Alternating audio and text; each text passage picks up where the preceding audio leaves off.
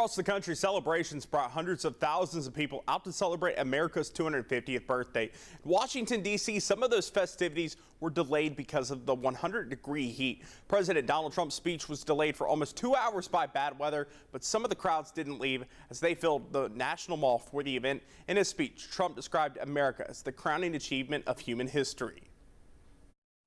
For 2.5 centuries, our American republic has stood as the crowning achievement of human history. This country is the home of freedom. This is the land of liberty.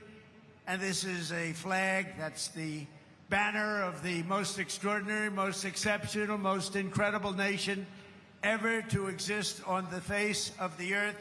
And we're doing better now than we've ever done before. He later condemned communism and says the communist system is the opposite of the American system and that communism has never worked. And this week, leaders from countries that are part of the North Atlantic Treaty Organization will meet in Turkey, but relations between the U.S. and other NATO members have been strained under the Trump administration. Jen Sullivan reports on the rocky relationship and the likely topics of discussion at the summit. President Donald Trump will head to Turkey this week for the NATO summit, where he'll meet with other leaders from North America and Europe. His trip comes as the U.S. wraps up monumental celebrations for America's 250th birthday. For 2.5 centuries, our American republic has stood as the crowning achievement of human history. NATO and many allies posting celebratory messages for the U.S. on July 4th. But the country's relations with NATO have been rocky under the Trump administration. They want to see a U.S. that really commits to stay within the alliance and maybe a softening of the rhetoric.